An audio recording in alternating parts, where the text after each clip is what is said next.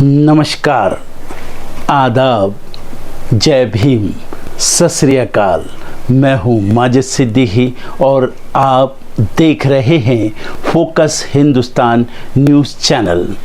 आज की ख़ास खबरें सब्सक्राइब करें, लाइक करें, शेयर करें। फिर आऊँगा एक ताज़ा खबर को लेकर माजिद सिद्दीकी।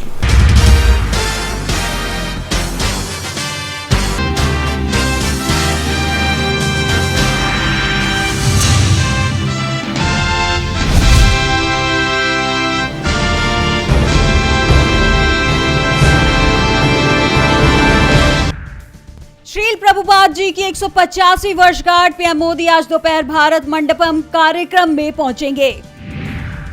गुजरात में लोकसभा चुनाव की तैयारी पर कांग्रेस की बड़ी बैठक, आपके साथ शीट शेयरिंग पर भी चर्चा।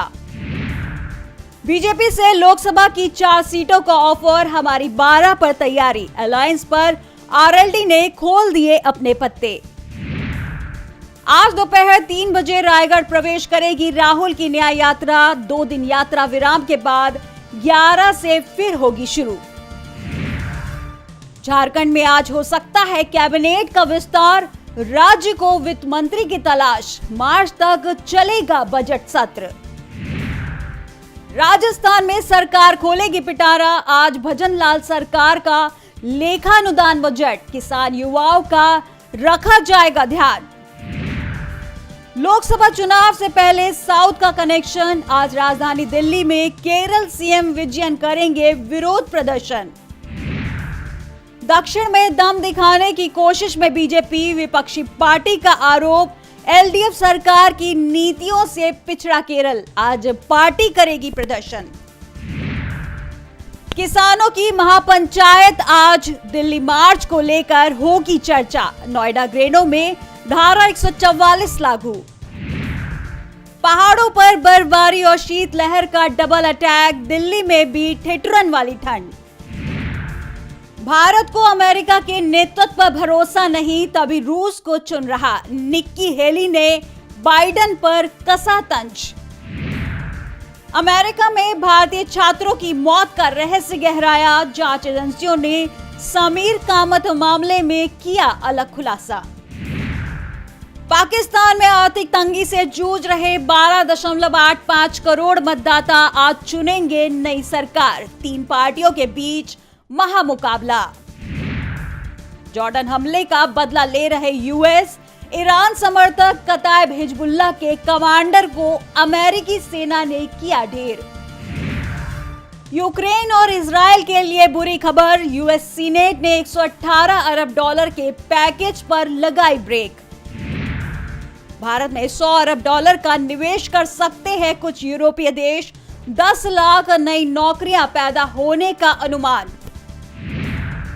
पेटीएम मुद्दे से निपटना आरबीआई का काम, वित्तीय सेवाओं के सचिव जोशी बोले, मेरी समझ से पीपीबीएल बैंक नहीं। तेल कंपनियों ने 6 महीने कमाया बम्पर मुनाफा, कीमतों में कटौती के सिवाय एनर्जी वीक में हो रही हर चीज पर बात। बाजार में शानदार तेजी, सेंसेक्स 300 अंक उछलकर 72,500 के करीब, निफ्टी 22,000 के ऊपर। लोगों को लग सकता है झटका, गवर्नर शक्तिकांत दास करने नतीजों का ऐलान, रेपो रेट में बदलाव नहीं होने के आसार। हमारे देश में कई लोग मोटापे के शिकार हैं और इसी मोटापे के कारण हमारे शरीर में कई तरीके की परेशानियां होने लगती हैं। जब परेशानियां बढ़ने लगती हैं तो लोग मोटापा कम करने के लिए उपाय खोजने लगते हैं। तो आइए हम आपको ऐसे प्रोडक्ट के बारे में बताते हैं जिससे आप अपना वेट लॉस कर सकते हैं और इससे आपको कोई साइड इफेक्ट भी नहीं होगा। पहला है वेस्टीज वैस्लिम कैप्सूल, दूसरा है वेस्टीज वैस्लिम शेक, तीसरा है वेस्टीज प्रोटीन पाउडर और चौथा है वेस्टीज वैस्लिम टी और पांचवा वेस्टीज फ्लेक्स ऑयल।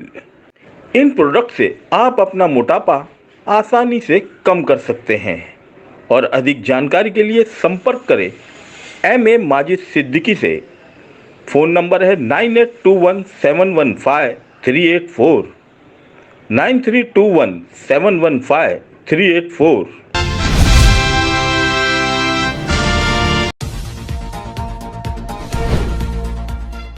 एक बड़ी अपडेट, महाराष्ट्र में कांग्रेस को बड़ा झटका लगा है। पूर्व मंत्री बाबा सिद्दीकी ने इस्तीफा दे दिया है। बाबा सिद्दीकी ने पार्टी से अपना 5 दशक पुराना रिश्ता तोड़ लिया है। इसी के साथ सिद्दीकी की अजित गुट में जाने की भी चर्चा तेज है।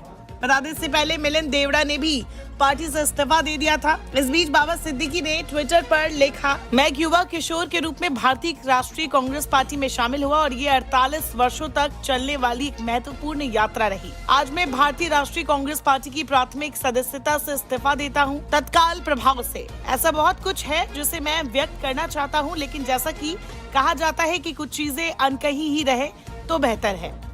मैं उन सभी को धन्यवाद देता हूं जो इस यात्रा का हिस्सा रहे हैं। लोकसभा चुनाव से पहले एक बार फिर मोदी सरकार की मुसीबत बढ़ने वाली है। 13 फरवरी को दिल्ली की यातायात व्यवस्था चरमरा सकती है। कई किसान संगठनों ने अपनी अलग अलग मांगों को लेकर दिल्ली में प्रदर्शन का ऐलान कर दिया है।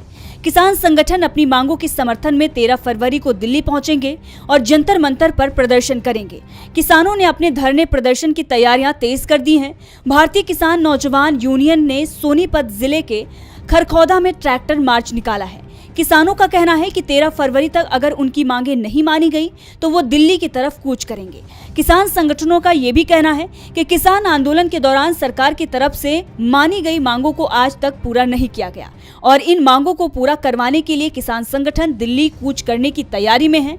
किसान 13 फरवरी को दिल्ली के जंतर मंतर पर प्रदर्शन करने के लिए रवाना होंगे। किसान नेताओं ने सरकार को चेतावनी दी है कि सरकार लाठीचार्ज और गोली से किसानों की आवाज दबाने की कोशिश न करे। तो वहीं हरियाणा के अलावा नोएडा और ग्रेटर नोएडा के किसान भी अपनी मांगों को लेकर प्रदर्शन कर रहे हैं। किसान प्राधिकरणों द्वारा जमीन अधिग्रहण के बदले अधिक मुआवजे की मांग कर रहे हैं। इस सिलसिले में उन्होंने आज महापंचायत और गुरुवार को संसद तक मार्च का आह्वान किया है। यानी साफ हो गया है कि इस बार किसान अपनी मांग को पूरा करवाकर ही मानेंगे।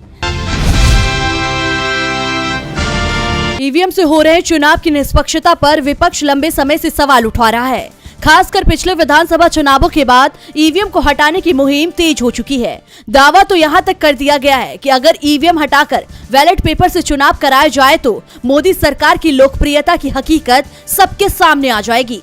लेकिन विपक्ष के आरोपों को बीजेपी खारिज करती आई है और चुनाव आयोग ने भी ईवीएम में गड़बड़ी की आशंका को गलत बताया है। इस बीच महाराष्ट्र से ईवीएम की चोरी की बड़ी खबर सामने आई है, जिसके बाद महाराष्ट्र सरकार को चुनाव आयोग ने 3 अधिकारियों को निलंबित करने का निर्देश जारी किया है। मामला पुणे का है, जहां कथित तौर पर एक राजस्व अधिकारी के कार्यालय से पुलिस ने चोरी हुई इलेक्ट्रॉनिक वोटिंग मशीन यानी ईवीएम की नियंत्रण इकाई बरामद की है, जिस पर तुरंत कार्रवाई करते हुए चुनाव आयोग ने राज्य सरकार को क्षेत्र के उप विभागीय अधिकारी, तहसीलदार और उप विभागीय पुलिस अधिकारी को निलंबित करने और उनके खिलाफ अनुशासनात्मक कार्रवाई शुरू करने का निर्देश दिया है।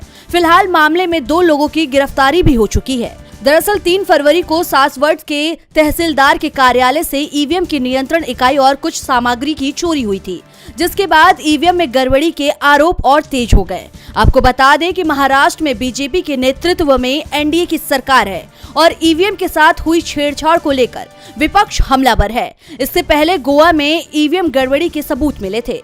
ऐसे में सवाल ये उठ रहा है कि कब तक विपक्ष के विरोध को नजरअंदाज करेगा चुनाव आयोग। अब ईवीएम के मुद्दे पर क्या फैसला लेता है चुनाव आयोग, ये देखने वाली बात होगी। दर्शकों, देख लिया आपने हमारे वीडियो को। हमें खुशी होगी कि आपने हमारे न्यूज़ को लाइक किया और दूसरों को शेयर किया। अगर अभी तक हमारे चैनल फोकस हिंदुस्तान को सब्सक्राइब नहीं किया है तो तुरंत सब्सक्राइब करें, कमेंट करें और बेल आइकॉन को प्रेस करें। हम हाजिर हैं खबर के लिए।